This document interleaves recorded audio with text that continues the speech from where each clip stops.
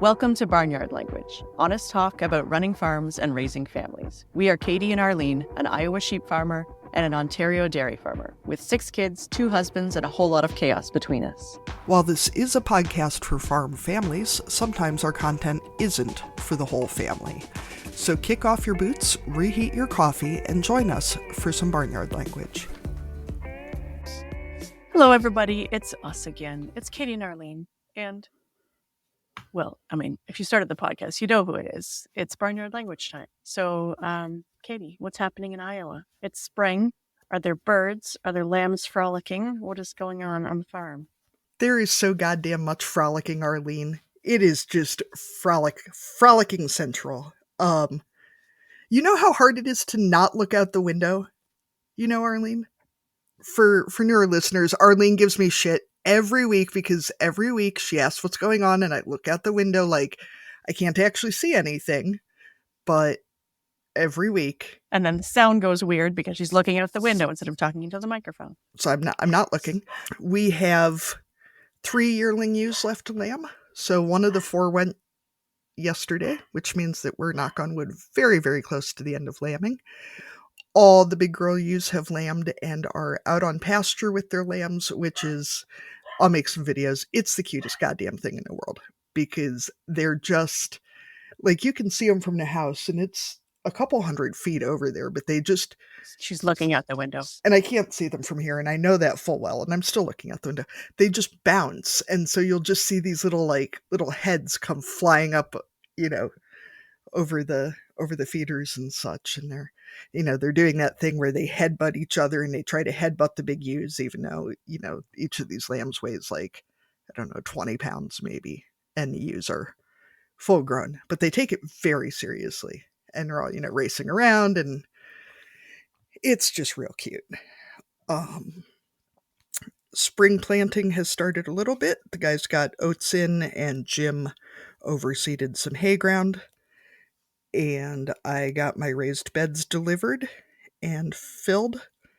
I'm a little surprised that my father-in-law has not been over here working on them again today. He's really enjoying, filling them in dirt and compost and more dirt and more compost and raking it out all level. And yeah, very exciting stuff. And what are your plans for these raised beds? Well, my first plan is to find a way to keep Bailey out of it. Our Aussie, because we compost... Bailey's the dog, not a child. Yes, an Australian Shepherd, sorry. Because we compost animals, there are bones in some of the compost. And, they do break down eventually, but they don't break down that quickly. And so yesterday I caught her digging out bones and then taking all of her toys and hiding them in the compost so that the other dog can't take them. So she's very, very busy.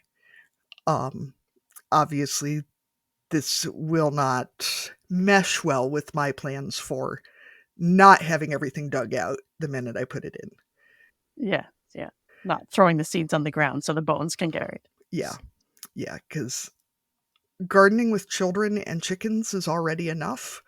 I had not really considered the dog.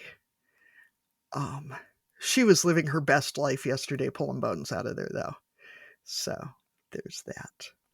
No, not here is specifically because we're not close to bush, but a lot of places around here also have to put up fence to keep deer out of gardens. Is that an issue where you are? Part of putting the raised beds in this year is that they are literally 10, 15 feet from the back door. So if you have enough dogs, the deer aren't a problem. They will come through and eat the apples from the orchard that's on the other side of the house, which is still quite close. But no, I've had more issues with chickens and ducks jumping up and eating things. And also... right. The creatures that you have brought to the farm. Yeah. My old dog would eat tomatoes straight off the vine, which was also a bit of an issue. So, yeah, other than that... And any kid news? The boy child is fully 6 now. Does he feel older? He's fully 6. Not much different. The girl child last night, though, was one of those that I had to lock myself in the bathroom so she wouldn't see me laughing at her, because big feelings are still big feelings to little people, even if they're not real logical to the rest of the world. Um, the kids have been playing a lot of Minecraft, which they're really enjoying, and I'm really impressed with how well they do with the teamwork and the figuring out the game themselves, because I don't know how to play Minecraft and I don't intend to find out. So the rule has been pretty hard, you know. You figure it out or don't play it. It's not mommy's problem.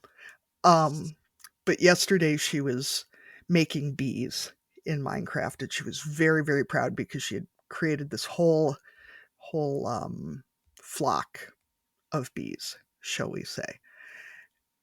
And she was showing them off. She was so excited about them. And then about 10 minutes later, she came in just losing her shit. I was cooking dinner and she is just screaming and crying. And I can't even figure out the problem. She goes, the bees. And I mean, we have wasps and bees and things get in the house occasionally. So I'm thinking she's actually been injured in some way.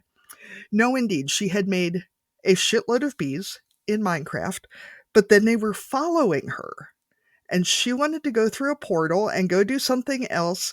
Oh, she created a swarm. Yes, but the swarm had like identified her as their queen and they wouldn't leave her alone and she couldn't get anything done. And everything she's describing is exactly like having small children. And I'm trying so hard not to just lose it because she is so angry that she made these bees and now they want her to do stuff with them. And I just, Yeah. So then you had to go through a portal into the bathroom. yes, I had to shake off my little swarm and retreat to my portal. That I also created. Yeah, it was very sweet. I don't know what the final solution was for the bees, but um yeah, it was very dramatic. So how have things been at your place, Arlene? Well, it was a busy week. Our third child, so the 13-year-old was in a play this week. The school did a musical. They did Shreiner, and it was incredible. Um, like I said on another that's upcoming in a couple of weeks, he is a kid who doesn't give us a lot of details about what's going on at school. Ask questions, he'll answer them for sure, and sometimes you get some info, but not the chattiest, and yes, he's just not a detail guy. So we knew that he had tried out. We knew he was attending practices regularly and was excited about performing, but really had no idea what to expect. And it was amazing. It was a whole bunch of kids. I don't know. I think I counted up. There were like 45 of them on stage, plus the whole backstage crew, and then all the teachers who helped to put it on. And it was just so cool to watch all these kids performing together in front of crowds of people who were coming to support them. And I just loved it. So I worked 2 shows on the door and then attended 2 shows and was in the audience for those ones. So that was very fun. And we got to invite grandparents and aunts and uncles and cousins and all those kinds of people to come and watch. So that was fun too. And then, of course, you get to go out for ice cream afterwards. And then at their final night, they had a little cast party. And so it was all the extra stuff that went around that event. That was pretty fun. And then on the weekend, I was a sport person. I think I'm not sure how much I've said before, but being a sandwich generation means that we have kids and we have parents, and sometimes they both need our time. So I was a support person for my mom this weekend. And so that was good. It's sometimes nice to feel like you're helping somebody. So that was something that I got to do. My husband stayed home and looked after things here on the farms, and I got to go stay at my parents' place and be a support over there. That was actually nice and hard, but nice in a way that time away, and I didn't have to worry about what was going on at home because I know that things were taken care of here and I got to care for her. So that was pretty nice because whenever I brought new babies home, obviously my husband was a big help, but my mom always came and stayed for a few days after each of our kids were born. And that always felt like a pretty special time for us to have her here in our house with us. And so it's not the same, obviously, but it was nice to be able to kind of give back to someone who's helped me out a ton over the years. So that was good in its own way. So that was my weekend. And now this week, my oldest is finished her first year of university, finished her last exam. And so she's moving out and coming back home. So that'll be an adjustment for all of us, I think, to have her back in the house. And we're excited about it. But I mean, also, she's used to her independence and we're used to the way things have been for the last few months. So I'm sure there's always adjustment periods when things change like that. But we're excited that she's going to be back here with us for sure. I do think, with what you were saying about your mom, it's always really soothing to get a demonstration of how much community you have and how much community support you have, and to be in a position to worry about one thing, even if that one thing is a big thing, instead of having to worry about that one thing plus everything else. Yeah, that's right. We had a similar situation this week, and it's really nice to know that you have people to call on for assistance with things. And to be in a position where when people say, let me know if I can help with anything, and you can say, yes, actually, here's a thing you can do. Or sometimes, no, I can't think of anything. But yeah, even to be able to say yes to some of those offers and know that lets that person feel like that they're contributing and it feels good to be the person who can help. So you're not taking anything away from them. You're actually letting them feel good by supporting you. So there's definitely no shame in taking support when it's offered. So yeah, it was a good week in that way. I feel like that's a really good reminder too, that generally people offer help because they want to be able to help. That's right. And they have the capacity to do it. I would hope anyway. And if they don't, then it's also okay to say, this is what I can. Then that's kind of on them. Yeah, that's right. Or to even say, this is what I can help with. Here is something that I can do. Would that be helpful to you? That's another way you can do it too. Yeah. To have your own boundaries up about what you can help with, but to be able to offer what you have or what you can. All right. Why don't we introduce our guest for the week? All right. Today, we are excited to be talking to Tracy Potter-Fins, who's joining us from Montana. We've had a couple of Montana guests. You're not our very first one, Tracy, but thank you for joining us today. And we always start our interviews with the same question for everybody. So this is your way to introduce yourself to our listeners. So we always ask, what are you growing? So that could be crops, livestock, kids, careers, businesses, and whatever else might be growing at your place. So Tracy, what are you growing? Well, thanks for having me. I'm excited to chat with you both. And what are we growing right now? We're growing a 2.5-year-old, number one, who's our manager on the farm and runs us ragged as everybody else who has a 2.5-year-old. And we have a lot of things growing on the farm. We have everything is in the greenhouse or just getting started in the field these days. So everything is little baby stage, with the exception of our tulips. So we have, when we're recording right now, we have about 30,000 tulips in our high tunnel that are just about getting ready to bloom. And when this recording comes out, we'll have almost 30,000 tulips in our coolers that are headed out for Mother's Day sales. So those are the main ones that we're growing. But more specifically, we have a lot of tomatoes and garlic in the field. And we have a lot of seedlings for our vegetable crops, but more so seedlings for our flowers. Can you hear Imogen in the background? We can, but that's fine. It's a parenting podcast. People should expect it. They might think it's their own kid when they're listening. She's going to be in and out. Yeah, actually, that's happened to me. So lots of seedlings, and we are growing our flower business to include things like wholesale accounts and a lot of these bigger crops like tulips and peonies and lysianthus, things that we can do a lot of and provide for wedding florists and event florists, and brick and mortar florists too. So, Tracy, where in Montana are you and what is your growing season like? I was surprised recently we had a guest on from Alaska whose zone is warmer than ours is in Northeast Iowa, which I thought was surprising. I was trying to figure out if it was lower or higher, but warmer is safe. That is shocking. Interesting. Yeah. We're in zone 5B, I believe, these days, with the new zoning map. So we're in western Montana. We're about an hour and a half from the Idaho border, just outside of Missoula, Montana. And I always figure our last frost date is going to be right around June 1st. So we don't plant anything super sensitive until the first week of June.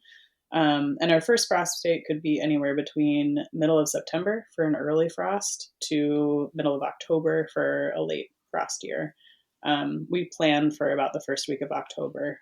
Usually mid-September we'll get one brief frost and then we can keep everything alive for another few weeks. So we kind of plan for October-ish.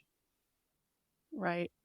So kind of what amount of space are you growing all of these different things on?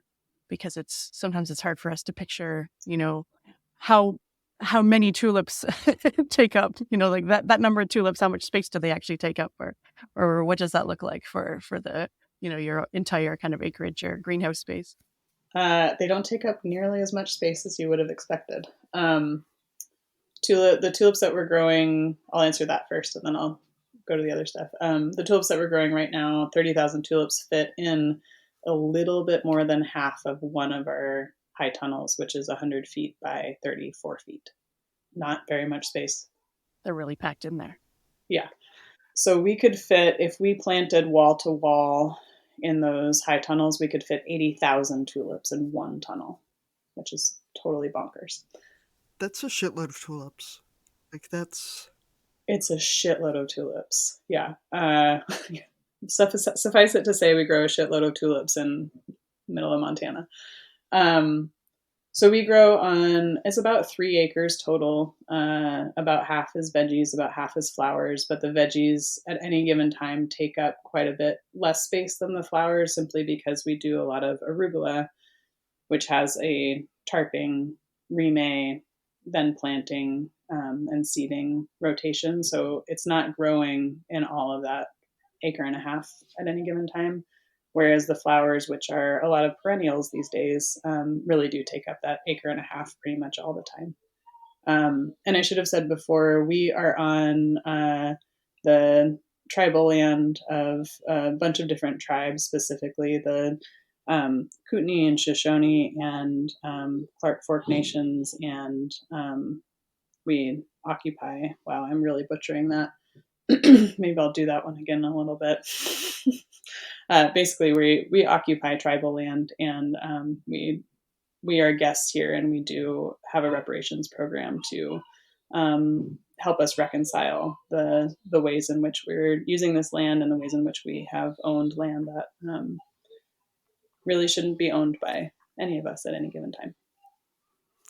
I know I was looking at your website and looking at the information about your reparations program, and I was hoping you could tell us a little more about that because there seems to be a lot of increasing understanding that this isn't really our land and that this land was not empty when we got here. But it's really difficult to, or it can be very difficult to find meaningful ways to do something about it besides just saying, hey, this isn't really ours. But like, I live in Iowa. There are obviously still native people here. There are still tribes here, but there's not like a neighbor right next door that I could give this to. Like it's not as straightforward as it could have been at other times in history. Let's put it that way. Yeah, it's definitely not straightforward. For us, it took us a long time to decide how we wanted to approach our reparations program, and we've decided on a monetary donation as the best way for us to support Indigenous tribes and Indigenous peoples and communities sustainably, meaning that we can do it every year or almost every year in a way that really does make an impact for them, and it doesn't give them just like the scraps that we have left, which are pretty variable and could be a lot, could be a little bit, but gives them more of a consistent support. So it's not perfect, but our program is pretty much entirely financial, and we base our contributions on our taxes, so our property taxes specifically, which kind of gives us a good ballpark. I got that idea from Bo over at Dandy Ram Farm in Maine, who mentioned that at some point on Instagram, and I kind of grabbed onto that because I really like the idea of having some parameters around what we're doing for reparations, and otherwise we just kind of said, oh, we could send $100 today, sure. Maybe we could do another 100 in a couple of weeks. But having that goal really helps me budget for those reparations and kind of wrap my head around it. So if we're going to pay, our property taxes are around $4,000 a year. So if we're going to pay around $4,000 a year, that's our goal for our reparations program. It doesn't always make 4,000. In fact, we're still working up to that, but that is our general goal. So as much as we can contribute towards that goal is sort of what we do. We also focus specifically on the tribal nations and Indigenous peoples in our area or in Montana, and ideally who are programs that are focusing on food sovereignty and or farming and land access. So trying to get our support. We're sort of focusing our support towards those tribal organizations that are working with food sovereignty and land access. As a farm, we obviously gain a lot of benefit. We gain our entire living off of this land, so we figure we can contribute to the organizations who are also looking at food sovereignty and land access. We do also contribute to the Murdered and Missing Indigenous Peoples organizations, which are pretty prominent out here. And so food access or food sovereignty, land access, and women's rights or queer rights.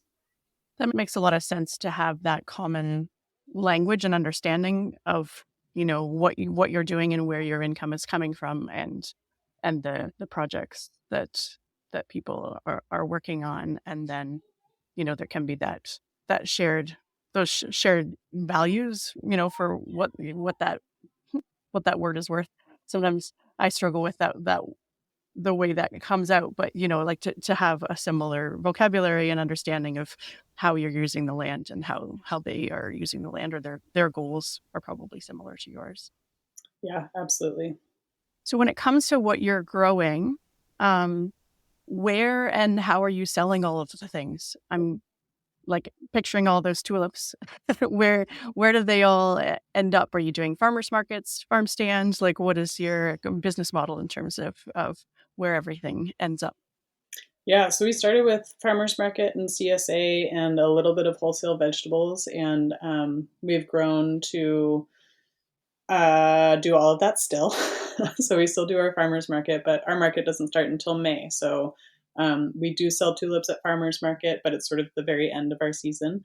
And we sell through our CSA program. So we do flower shares, just like a vegetable CSA. People come and pick up their flower bundle every week from us at a local, it's not a brewery, it's a cider house.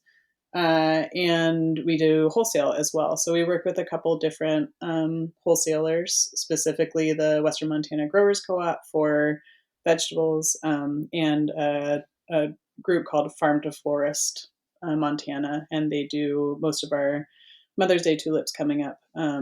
They distribute those to brick and mortar florists. So we also started this year a wholesale market ourselves. So we have a section on our website for smaller florists and event designers and artists. So we don't service the brick and mortars as much, but we do a lot of the smaller accounts through our wholesale platform, which we call Pedal House.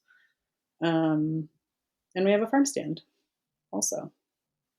And we service restaurants. So you're doing all the things. We're doing all the things. We have Abby, our delivery person this year, is out on deliveries this morning. So she's going to a local store to drop off pre-order bundles for flowers that people ordered, and flowers for grab and go bundles, and to 4 different restaurants for display, and deliveries to our CSA members who ordered through a different farm that we work with that has a wider reach than we do. Um, and then we stocked our farm stand this morning. So we kind of did all of the things. We did our petal house delivery yesterday. That is a lot of different platforms and contacts, and I think a lot of us, or I'm going to speak for myself, I'm a dairy farmer, and we get to milk cows, and then someone comes and picks up our milk. So there's, just thinking, Dreamy. to think about all the administration and marketing and platforms and technology and talking and emailing and communicating that all of those sales takes. How much time are you finding you're spending farming versus how much your time are you spending on the business side of farming? I would love to spend more time farming. I spend a lot of time parenting and a lot of time on the computer / on the phone. I think one of our goals for the next couple of years is to refine what we're doing and really either be able to hand off some of those administrative roles, because we do all of it, or we refine the outlets that we're selling through so that we're not spending quite as much administrative time. Petal House, the wholesale flower market, is brand new for us, and that's something that we're really excited about expanding and doing more of, because it's really straightforward, and we don't do a whole lot of talking to people for it. It's all online. And we really like working with our other wholesalers because they take care of all of the talking to customers part. And we're trying to figure out what we want to do. The other thing the piece that I forgot about our markets is that my partner Bethany Stanberry, she does weddings, so she does big design work for weddings. That piece has by far the most logistical back and forth with brides or wedding planners, event spaces, wholesale flower growers, because we can't grow everything that she needs all the time. So she spends a lot of time on the computer creating proposals for people, making orders, ordering vases and vessels and ribbon and the particular clippers that she needs for the various flowers. So I think that piece we're trying to also refine a little bit. Maybe in the future we do 10 larger weddings and that's it for the season. But it's been a lot of administrative work, and one of the challenges that we have is that I'm a farmer that's been doing this since 2011. So my ex-partner and I started a vegetable farm 14 years ago. This is my 14th season, 15th season, something like that, growing vegetables. And Bethany is in her 5th season growing flowers. So I'm at a place where I refine my crops. We used to grow all of the vegetables, and now we grow 3 big ones. We grow arugula, we grow tomatoes, and we grow garlic. Everything else is for ourselves and our staff, and it's very small scale. And Bethany is just on the tail end of growing everything and figuring out what works for the flower side. So she has that new farmer energy that just wants to, throw all of the pasta at the wall and see what sticks. And I'm at the side where I'm like, wow, let's not do that. Let's do less. So we've been working on that kind of push and pull for a few years. And I feel like we're starting to get to the point where we can say, okay, these things work with flowers. These things don't work for us with flowers. This is the direction that we want to go in. And it'll probably be another 2 years before we really get that refined. But I think we're starting to get there. So in the meantime, it's a ton of admin work while we're doing all of the markets and throwing all of the spaghetti at the wall to see which ones we like. And with flowers, everything has to be really pretty.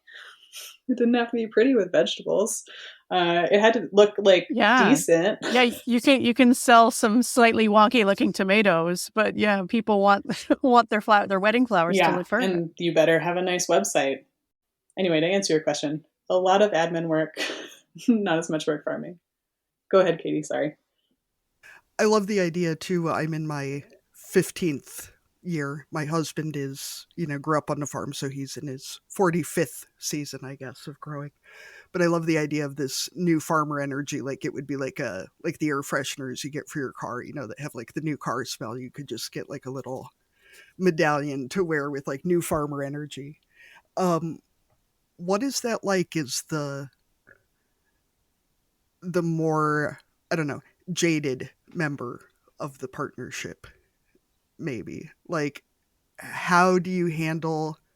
Are you saying, Katie, you still have new farmer energy, or are you starting to mellow out? It depends, Arlene. I think if I got a full night of sleep, Tracy, my kids are older than yours, but not by that much. Yeah, yeah. Actually, we're almost done, but yeah. Yeah, you're still in the middle of lambing, so yeah. I'm a pretty impulsive person, so I still have that much of the new farmer energy. But how do you temper wanting to tell her to chill out as a new farmer and, also not ruining her enjoyment of the parts that are still fun? Oh my God, what a good question. Well, I resist. I resist saying, Yeah, not to put you on the spot, but please fix all of our relationships. yeah, right, totally. Well, I resist making faces at new ideas and saying, fuck, no, absolutely not, as much as I can. And sometimes I just look at her and she's like, it's a good idea. Don't give me that face. Um, but I am not an impulsive person at, at all, really. I'm a Virgo, and while I don't really believe in astrology, I definitely identify with like I like spreadsheets. I like things to be expected. I like to know what's coming. I like to be prepared. I like to have my ducks in a row. And Bethany is a Yeah, you're speaking my language. I get it. yeah. Bethany is a Pisces. Again, I don't really believe in astrology, but Pisces is a water sign, and they're like very impulsive. They're very creative. They have ideas constantly, and Bethany has ideas constantly and has really incredible, expensive ideas constantly.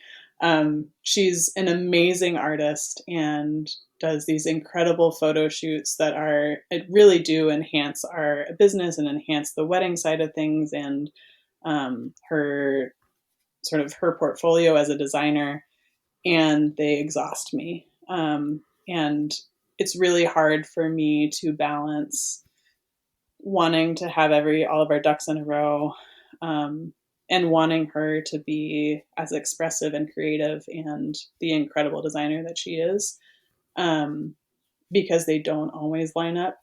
And I really have to be reminded by her and by others that like this is something that's really important, not just for our business because it is, but also for all of our mental health. Like her creativity is comes out in a way that actually enhances our business, which is great, right? That is ideal for my spreadsheet side. Um, and sometimes that's hard for me to want to just let all of the pieces go and see where they land, because I want to be able to rein it in and control those things. So it's a push and pull, and definitely, I think on our website, Bethany, Bethany made a bio for all of our team members and for us, and I believe my tagline is "Eventual Yes Man," and by that she means she'll throw an idea at me, and I'll say, oh, I don't know. And then 2 weeks later, I'll be like, okay, so I was thinking that we could build a ladder that would then hook to that structure. And then you could put your display and your installation on there, and it would tie in this way. Because eventually I'm going to do it, likely, unless it's so far fetched. I just need time for it to like settle and be convinced that it's something that we can do and get excited about it. Yeah, you need to figure out the logistical side of it. Yeah, and the thing with ideas in farming especially is that the idea today requires months or sometimes years to come to fruition. So as the more experienced farmer, you're thinking yeah, those flowers are beautiful, but do you know how long they take to grow?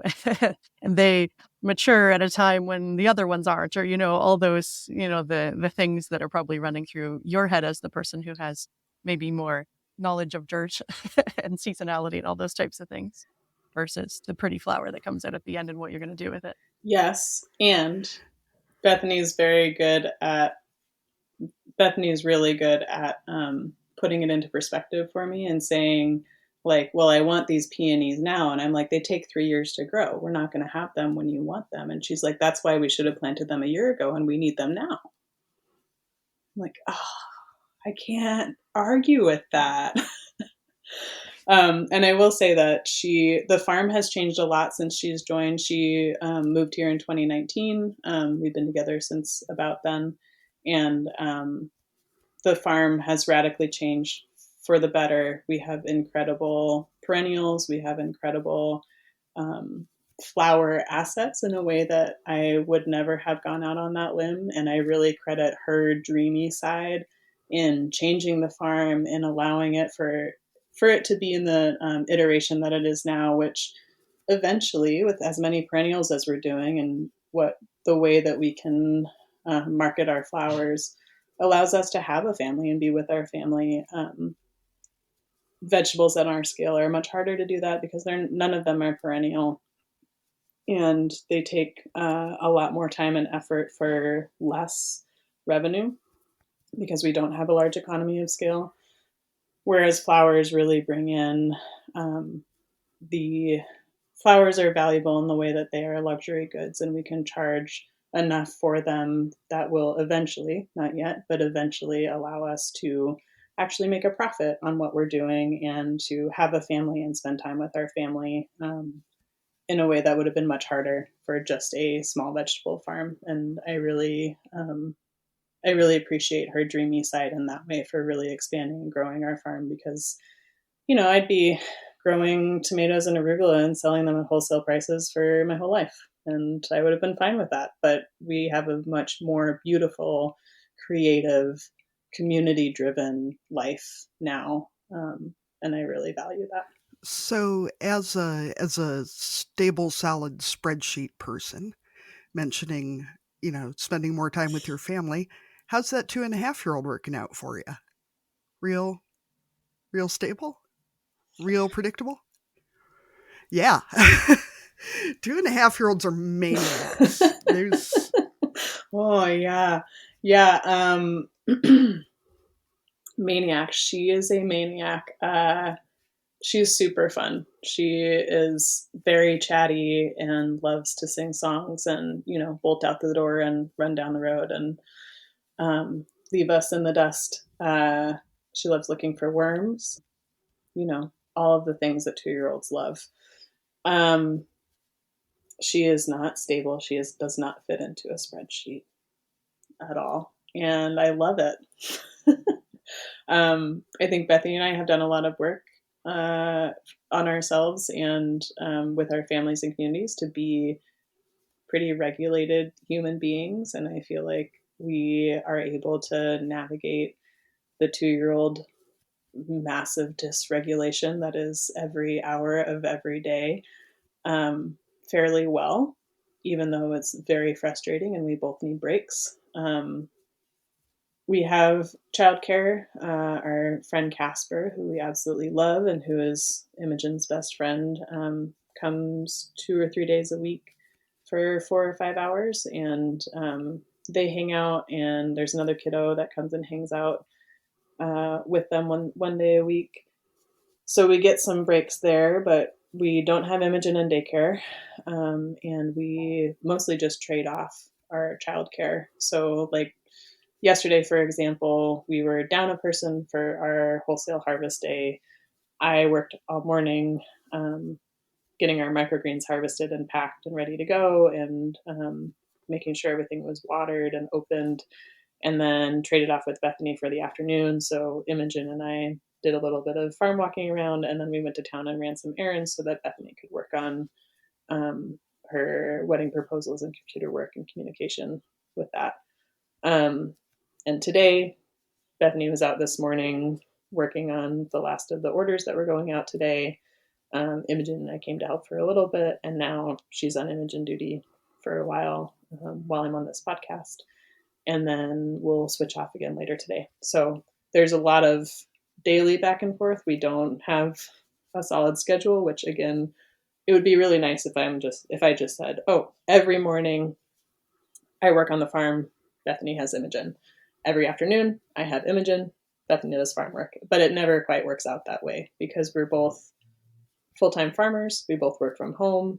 It's very flexible, and it's hard to stick to those rigid schedules when the weather or our crew, which is wonderful, but people get sick, people go on vacation, somebody's not here, we have a special request delivery, or Imogen's sick, whatever it is. I have a phone call, Bethany has a phone call.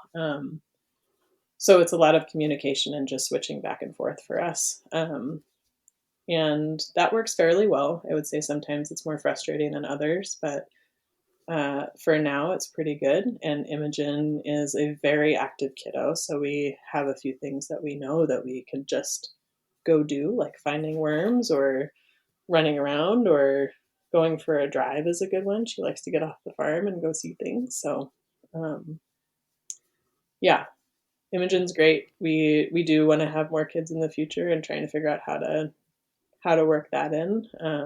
But we definitely have loved every stage. I'll speak for myself. I've definitely loved every stage of Imogen's life on the farm and in our lives. I think it's been really cool to see her learn colors by the colors of the flowers, and learn about worms and insects outside on our property. When she was first starting to speak, she was saying things like Lysianthus and Ranunculus, and that was really cool. And we have 2 dogs, so she gets to run around and play with the dogs. And we dug a new well, so there's a big sand pit now. So that's really fun. There's a lot to do. Yeah. The power of dirt and sand should not be underestimated. I know whenever we get a new sand delivery, that was usually the highlight of the summer. That the pile of sand in the yard was. Sorry, I said I was going to order a truck of rock for my kids every spring for Christmas. Just get them, because they'll play on a rock pile for weeks, and eventually they've got most of it spread, and then you just bring another rock pile, dump it somewhere else, and yeah, let them go for it. Yeah, it gradually moves its way onto the driveway, and Brilliant. Yeah. Where do we need some more fill this summer? Sneak that in there. Podcasts are free to listen to, but they aren't free to create. Katie and I would appreciate your support as we work to build the Barnyard language community. Patreon is an easy way for you to make a contribution that goes directly to making the show. As a member of our Patreon community, you get to watch the video version of our weekly updates, complete with questionable hairstyles and clutter. With 3 levels of support, you can choose a tier that works for you. Keep the podcast going by becoming a patron today at patreon.com/barnyardlanguage. So when you were talking about your daughter growing up on the farm, I gather from how long you said you've been in agriculture and what I'm assuming your age is, you didn't grow up on a farm. So how did you end up in this lifestyle? How did you end up in agriculture? So I grew up in Moscow, Idaho. My mom was a professor of forestry, so not farming, but outdoors and working with plants. And my dad was had a computer software company, so more of the techie side of things. I went to college and was in sort of social sciences and was interested in that, but wound up working with the WWOOF program, the Willing Workers on Organic Farms in Europe, for about 6 months, and then came home and got a job on a farm. And I really loved the people. I loved the food. I love being outside and working with my body and my hands. And it kind of just stuck. I did finish school. I have a degree in comparative religion, which I think helps me write grants because I'm a decent writer. But other than that, doesn't do a whole lot for me right now. But the place that I went to school was a big agricultural area. I met some wonderful people, and I really got immersed in the farm world. And then when we moved to Montana, that was the goal, to start a small farm.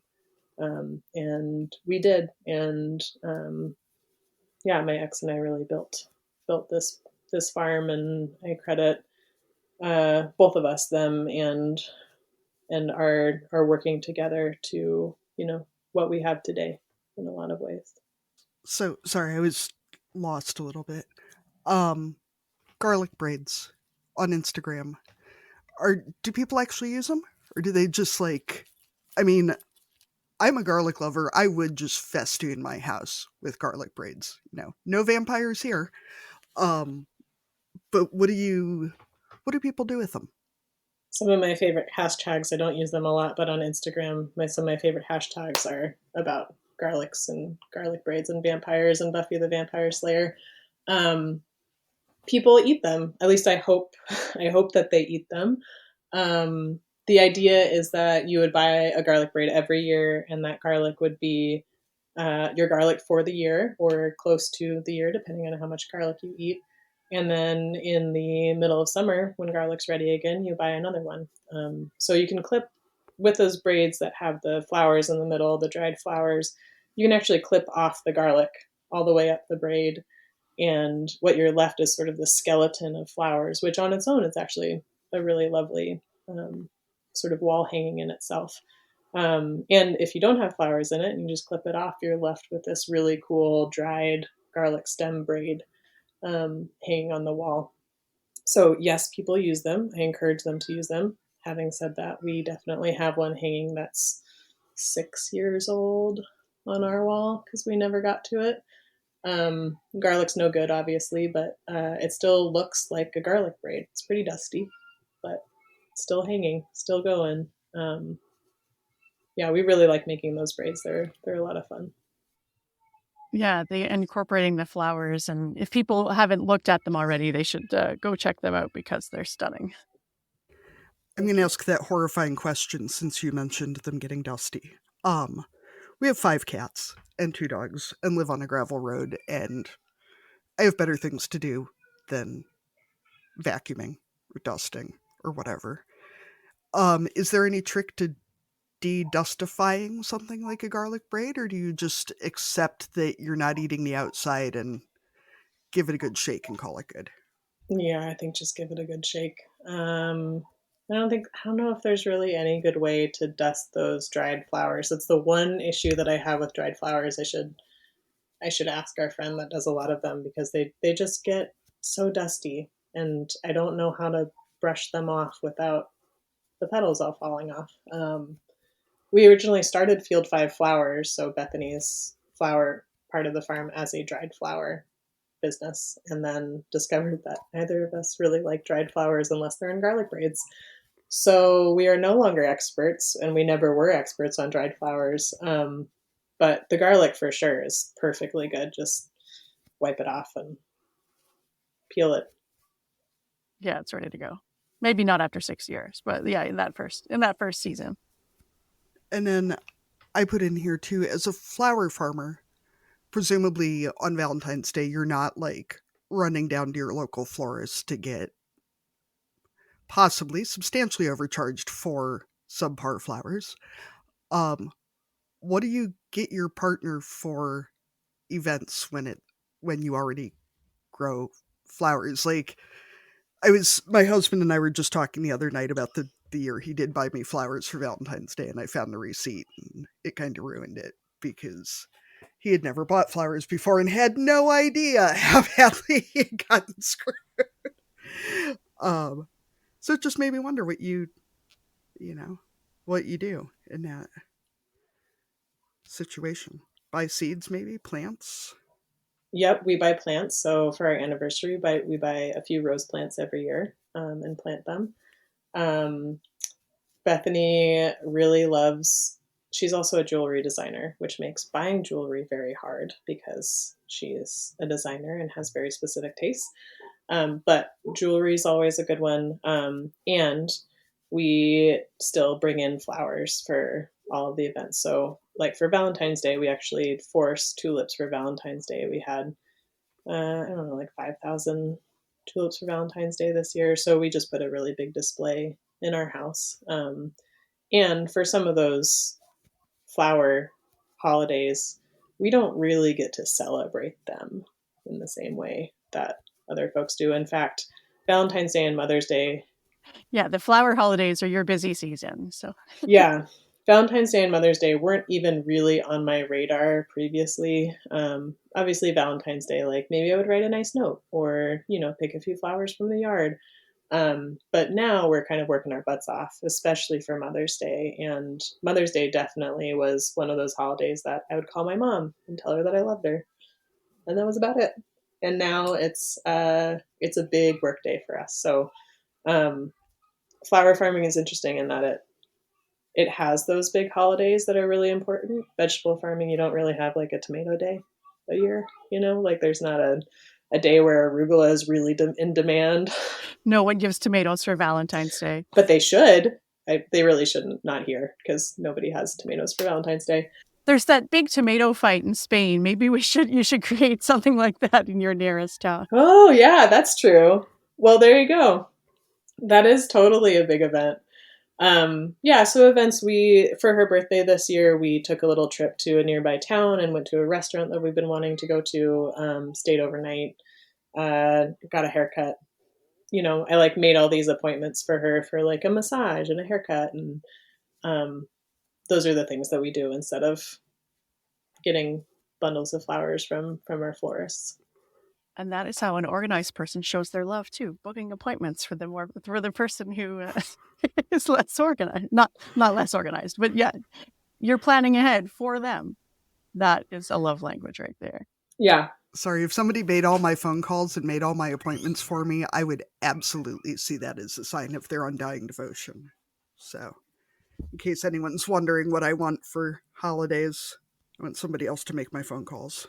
So, as a parenting podcast, we already talked a little bit about your little one. And I know that if this is too personal, you can tell me to shove it. But I was curious because, for some of us, getting pregnant is, like you say, let's start trying, and then you end up having a baby. But for not all people, that is not the way it happens. So between you and your partner, how did you decide who was going to be the one to grow and give birth to your daughter? Yeah, I don't mind the question at all. I think we should all be talking more about those decisions. There were a lot of factors. One of them was that Bethany really felt strongly about wanting to be pregnant at some point in her life, and while I also am interested in being pregnant. In fact, I'll be the next one to try to get pregnant. But it wasn't something that's sort of a make or break in my life. Bethany's also a little bit older than me by a year and a half, 2 years, something like that, like year and a half. So just for age of our bodies, it made sense for her to try first. And we're really lucky that we have a known donor, so a friend of ours who is our donor, and we actually got pregnant on the first try at home using sort of turkey baster method, which is not literally a turkey baster, but like a little medicine syringe, basically. It loses its awkwardness after a couple times, but it's pretty awkward at first. But we got pregnant the first try, so that clearly we figure that there was an entity, a kiddo, waiting for that to happen if it happens so easily, so fast, in a space that we obviously were really welcoming that and made that decision. Yeah, so a few factors, mostly that she really wanted to be pregnant, and that she was a little bit older, and it happened really fast. Yeah. So with a family who has a known donor, is that someone who chooses or does not choose to be part of your child's life? Or how does that relationship look for your family? I'm sure it's different for everyone, but Yeah, it's definitely different for everybody, every family, every donor, every situation. We spent a long time trying to figure out who we wanted as our donor, and then kind of joked around with a friend of ours who I've known since I was about 3 months old. My best friend growing up, her husband is our donor, and I had said, "Oh, haha, what about him?" And she was like, "Oh, that would be funny." And then a couple weeks later, we were like, "But what if it wasn't just funny? What if it was like a real thing?" And he's a lawyer, which is really helpful. So he knows all of the ins and outs of the legalities of it. And we have all of the paperwork laid out, of course. But in this case, we our preference would have been somebody who we know, who already has kids, and really understands what that means to like have a kiddo in your life and understand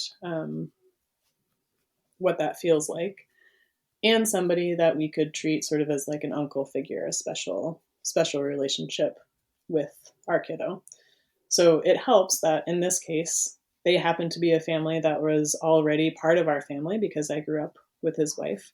And we see them pretty frequently. They live in the same city that Bethany's parents live in. So we see them for major holidays and we go visit. They're only a couple hours away from us.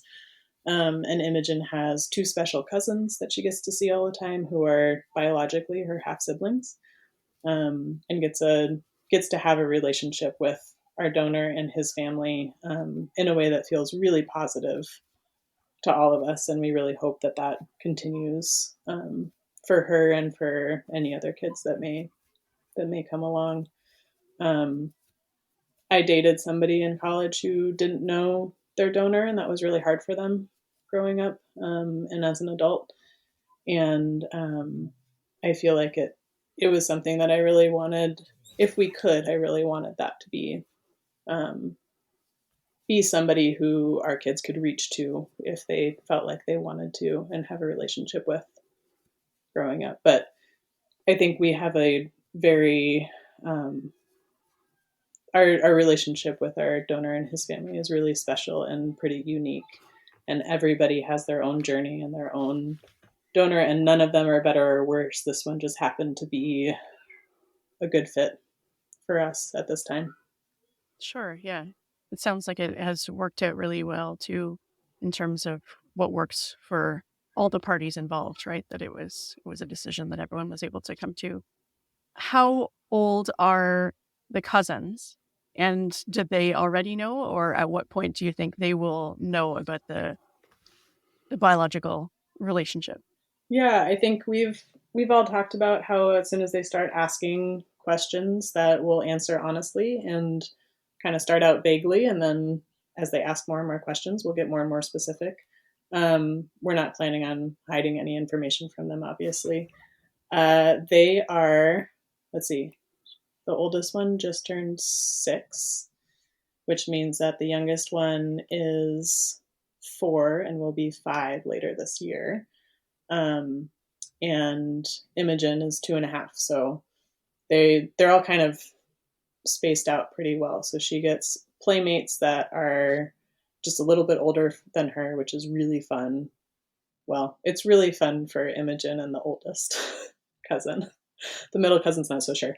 Yeah, the oldest one has, I think, asked a few sort of very broad questions, but we just, because we were already part of their lives, I think it's a little bit less of a pointed, it's a little bit less of a point. If all of a sudden we had shown up and we're just like there all the time, I think she probably would have more questions. But um yeah, I think we'll kind of approach that as it comes up and go from there and answer as many questions as they have. Yeah, for sure. So, for a lot of reasons, and I mean, let's be honest, the patriarchy is the main one. But for those of us who have male partners, we often end up being the default or primary parent, especially at the beginning, in those early weeks, the early months of, especially if you are the one who gave birth to the child, or even if you aren't, if you were adopting, it seems that often women end up becoming the default parent. So I know you already talked about how it works now in terms of, swapping off childcare and stuff, but what was your experience like in becoming mothers at the same time, and how that distribution of labor, especially in the early stages, worked between the two of you? Yeah, I would say that part of it goes back to that. where we were in our farming careers also. So because I, as a new mother, was very ready for this switch in my world. So I'd been farming for, 10 years, 11 years. Um, the farm had been my baby for a really long time. That's where all of my attention went. And before we had Imogen, before we even decided to get pregnant, I was like, okay, I'm ready for a change. I'm ready for something else to be my baby, like a literal or figuratively, whatever it was going to be. But I'm ready for that big switch in my life. I can hand off a lot of these farm tasks. I can hire a manager. I'm okay. I'm okay handing it off and not having like the eyes on everything at any given time. Bethany, on the other hand, was still a really new flower farmer and florist and really wanted hands on and to know what was going on. And in the first year or so, I kind of became more of the default parent for that reason, because I was much more willing to just be like, whatever's happening out there, we'll figure it out. I don't even care right now. I care about being here with my kiddo. And for Bethany, she really wanted to be out and doing things a little bit more, and that's kind of the way that it fell. Imogen also had, as she got a little bit older, started pushing Bethany away in the way that sometimes nursing parents get pushed away, as the kid wants more autonomy. And so I became more of the default parent in that role also. And I don't think it'll always be that way, but definitely in the way that our careers are working and the way that I can hand off tomato trellising to almost anybody. Maybe not anybody, but almost anybody. No one else can do the same kind of design work that Bethany can. Not Imogen yet. Oh man, one day Imogen will not just be picking green tomatoes off the plants. Bethany has to be hands-on for specifically the wedding design work. Some of the other smaller designs, we have other people that we work with, which is great. But for those big things, it really does hinge on Bethany's creativity and her design eye. And that's not something that she can ask me to do. Because I make a bouquet and I'm like, this is pretty good, right, babe? And she goes, fuck no. What did you do? And I'm like, well, I used the same things that you did. I put them in the same places. And she's like, no, you didn't. Give it to me. Which I 100% acknowledge. It's not my strength. I can make single bunches of varieties. That's just a group of flowers in your hand. Yeah, totally. She's very good at what she does. So I have become more of the default parent in that role. Tracy, I have to say, as someone who never really got the whole like cut flower thing and who ordered wedding flowers because I was told I had to, it's astounding what a difference having the right wedding florist and the right wedding flowers makes in the way the whole day feels. I really did not expect it. And as someone who went to our florist and went, it should be bright colors and kind of fluffy. And, to work with someone who could translate that into something that was worth paying money for, is a real talent. Um, I guess my other question is, in our household, at least, I mean, I've always been kind of the default parent because I was a stay-at-home mom and, plus the mommy. My kids are very much only mommy still. They're 7 and almost 6 next week.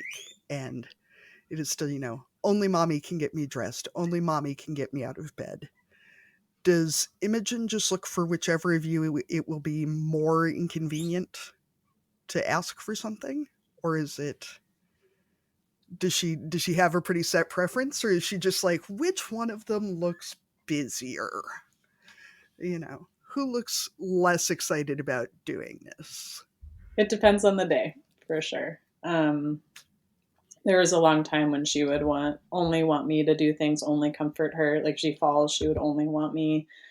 But she's pretty good about letting each of us do the things that need to be done, especially if we tell her that we're busy and we need to go do something else. She seems to get that, at least for now.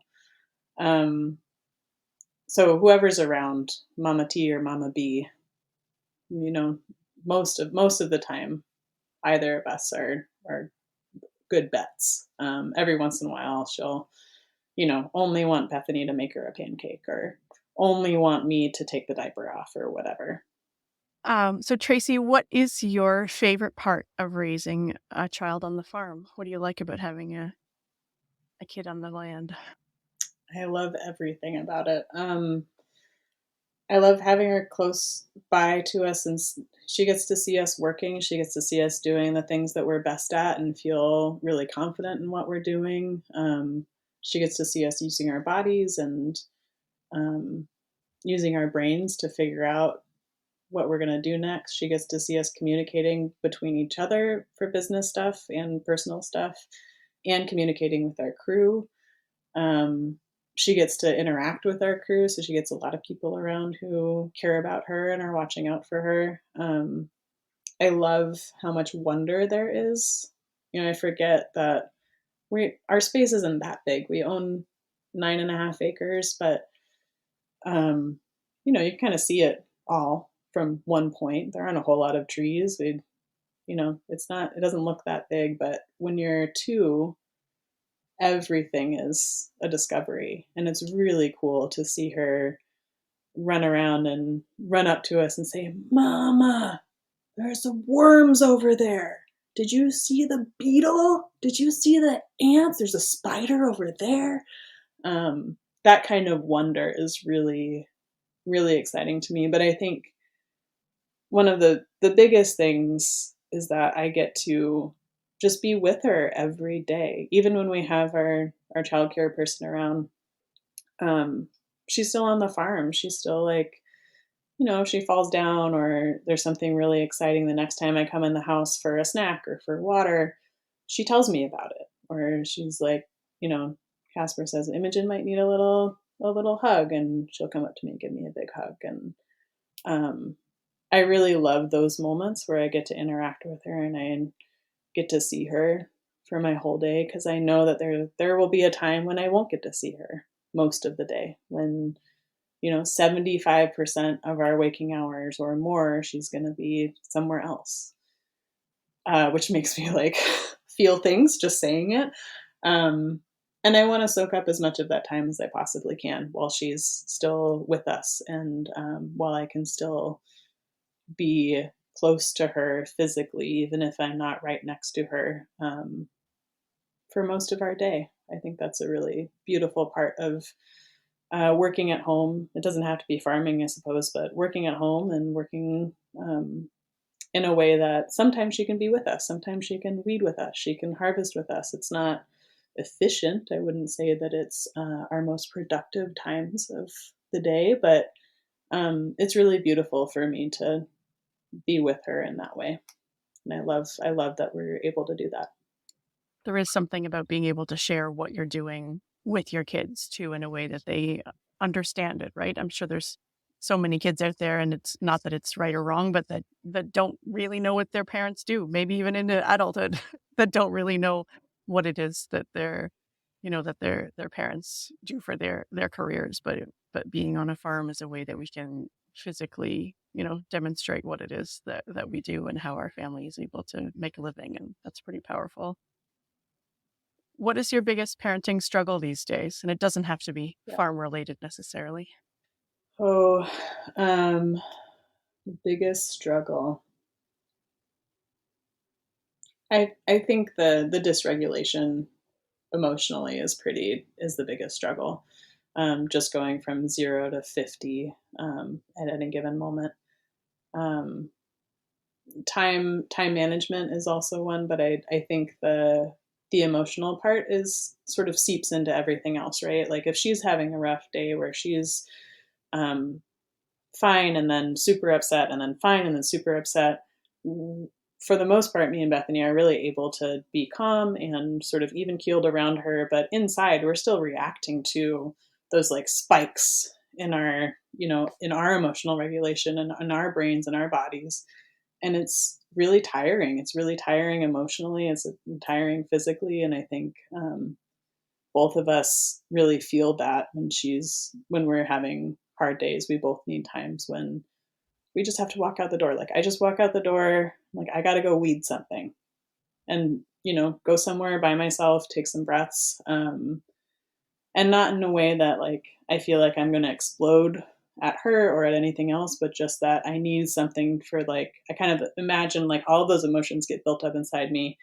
And then when I'm outside doing things on the farm, they kind of like drain out of me through my feet and my hands. I can sort of feel myself release all of that energy. And that's really helpful. So I think that's the biggest challenge. Luckily, we have ways that we can release that energy and those emotions. But yeah, those 2.5-year-old vibes, real strong, real strong. She's a headstrong kiddo, and yeah, it's amazing how quickly they can recover from something, like they get the yellow cup or whatever it is that they were freaking out about, and then they're happy. And your adrenaline is still coursing through your body. Yeah, even if you're trying to stay calm on the surface, right? It's like, how did you just recover from all of that? Yep, exactly. I think it's so good though it's so good for kids to see parents working at work and at frustrating things, on the farm, but also seeing adults do the work of re-regulating after there's, an upheaval. Because I think, a lot of us in our generation kind of grew up with adults who were a lot more emotionally distant and sort of you never saw them actively doing the work of improving themselves or, getting back on track. Let's put it that way. That they either didn't have emotions or it was all emotions and no regulation. And I think letting kids really see what the process is of not being like that is incredibly helpful for them. Yeah, I agree. Or at least that's what I tell myself when I lose my shit and then have to apologize to my young children. No, I think it's really good. I think that there's a lot of the social media, a lot of what's around us is like you can never lose it. And that's so unrealistic both for us and for them. Like they're going to get upset sometimes, and that's okay. It's more about like how do you go from there, and what are the actions that you take from there, instead of um, just it's never going to happen again, because of course it's going to happen again. Katie, do you want to go into our final question, unless you've got another one that's all right? Nope. So we ask all of our guests, if you were going to dominate a category at the county fair, what would it be? And categories can be real or made up to ensure that you win. I knew this question was coming, and I don't have anything prepared. I mean, maybe I'll just go with garlic braids. Like if there was a garlic braid category, I feel like our garlic braids are pretty phenomenal. I'll go with that. Really going classic. Could be an actual category. I think they're pretty fair worthy. I'm thinking your local fair probably wouldn't make a category because they're like, well, we already know who would win. So no one else is even going to enter. But that is a good one. Yeah. Maybe someday Imogen will be interested in doing fair things. Yeah. Tracy, we had a guest on last season who braids horse tails and manes professionally, and I feel like she might be prepared to give you a run for your money in garlic braiding. Like obviously garlic and horsehair are different, but anyone who can braid horses for a living, I feel like might stand a chance. I would go to a fair to watch that competition. Yeah. Should be a contender anyway. She'd be a contender. But I'm also going to look her up because Bethany's planning some horse flower photo shoots this summer, and some hair braiding would be really cool. Some horse hair braiding with flowers in it would be pretty fun. Yeah, we will definitely connect you. She was... That's the gist, like work together instead of be contenders. If you braided garlic into them, they'd be safe from vampires too. Perfect. No need for Buffy over here. We've got it covered. Okay, so I'm going to move into our cussing and discussing. I already know that we're going to be cussing and discussing laggy internet because we are struggling with talking over each other today. It's not intentional, everybody. And good luck to our editor who's going to have to deal with this because we're trying to let each other talk, but the internet is not cooperating today. So Katie, what are you cussing and discussing this week? I'm going to drag out my soapbox for just a minute. I was talking to a friend yesterday about the state of politics in the state of Iowa and the recent repeal of child labor laws and mandatory breaks and the Area Education Association that, provides therapy services for kids in schools, things like speech therapy and occupational therapy and that. And it occurs to me that it is fed to us by the media and by people who make a lot of money off politics that all of these decisions are political, and that things like feeding children or saying that 14-year-olds should not be working in meatpacking plants are a political thing, and that if you oppose them, it makes you this sort of person. And I'm calling bullshit, because I think that saying that 14-year-olds should not be working in meatpacking plants in the middle of the night, nonetheless, is not a political thing. It is bullshit. Child labor laws are not political. They are to protect children. And if you don't think that we should protect children or feed children or give them speech therapy services, I'm going to go ahead and say that it's probably because you're a god-awful person and not actually political. I can see fighting about how these things are paid for or the best way to administer them. But if you think they shouldn't happen at all, it's because you suck. Like, I'm just going to go with that. Yeah. Here, here. All right. Tracy, what do you have to cuss and discuss this week? Yeah. I'll be honest, it's been a pretty good week. I'm not doing a ton of cussing right at this moment, but I will say that the paperwork side of grant admin is something that I could just leave in the dust if I fucking could.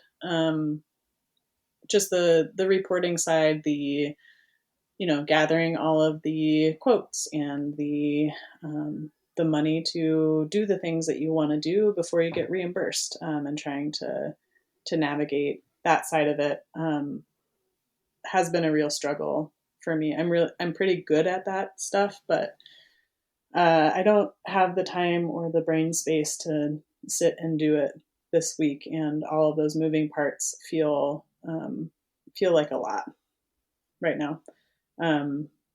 More so than the moving parts of the farm, the grant admin, and working with some really wonderful federal and state employees who help administer those grants.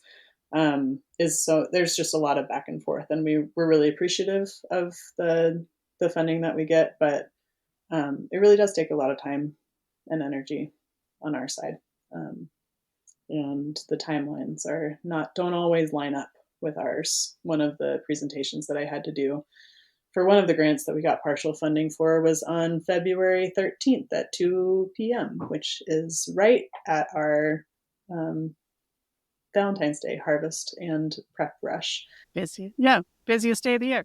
Yeah. It's really busy. One of the busiest days of our year.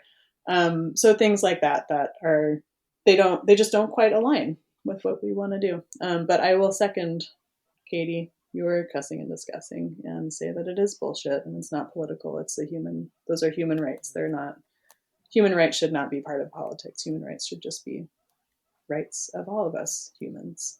All right, Arlene, what do you have?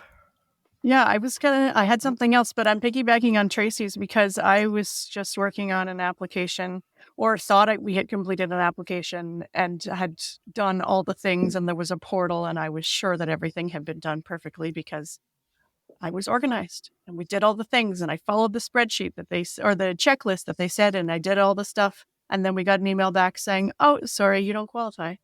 And then all it took was one email back saying, "But I'm pretty sure I did all the stuff. Could you check that over again?" And then they wrote back and said, "Oh yeah, you do." And I was like, but if I had just believed the first email, then I would have totally missed out on this program that I had already done the work for, because those are the ones that are really annoying too, is you have to do all the work and then hope the money comes at the end. So that one was super annoying because all this stuff was there. And I blame the friggin' portal because it was dumb. And every time I would try and upload something, it would crash, or it would say that it had uploaded, and then I would go and refresh to make sure it was there, and then it wasn't, or it would take 6 tries for it to actually go in. And you couldn't, once you submitted something, you couldn't edit anything. So even if you uploaded the wrong thing, then you couldn't get rid of it. So yeah, technology that's supposed to make things easier and doesn't is super infuriating. So that as well, along with grant applications. Absolutely. And yeah, I will say that for anybody listening who doesn't know if they're eligible for a grant, and talk to somebody who says that maybe you aren't, maybe you are, get more opinions and talk to more people, because the really big grant that we got last year for the value added producer grant, which is going towards our wedding flowers, I spoke to a few different people who said that flowers were not eligible.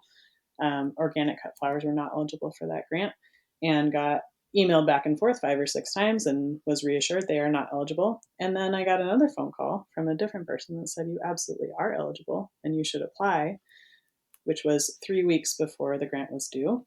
And I spent all of those 3 weeks getting up very early and writing a 100-page grant. But we were awarded $250,000, $250,000 over the next 3 years for our organic cut flower and vegetable programs.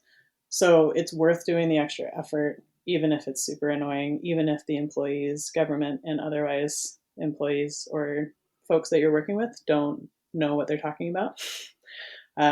Pursue it, because sometimes it works out in your favor. Yeah, that's amazing, but super frustrating to be told in various ways that you don't qualify, and then. But that's the best result, right? That there is actually money at the end of all that paperwork. Best result. Yeah. Yeah, we definitely did not expect to get that grant, but we're very grateful when we did. That's amazing. So we want to thank you so much, Tracy, for joining us today. If people want to find you online, check out garlic braids, all the beautiful wedding flowers, the arugula, which is also beautiful. Where should they find you online? The most visually pleasing is going to be field5flowers.com and at field5flowers on Instagram. 5 is all spelled out. For the more farming side, a little bit less flower side, but still some flowers, countyrailfarm.com and countyrailfarm on Instagram. Thank you so much. It was great meeting you and talking with you today. Yeah, thanks for coming on, Tracy. Thanks, Arlene. Thanks, Katie. It was lovely. Thank you for joining us on Barnyard Language. If you enjoy the show, please support us on Patreon with a donation. Big thanks go out to our show editor, Krista Paffrath at the Rural Podcast Network. Please rate and review the podcast wherever you listen, and follow the show so you never miss an episode. If you want to connect with other farming families, join the private Barnyard Language Facebook group. We are always in search of future guests for the podcast. If you or someone you know would like to chat with us, get in touch.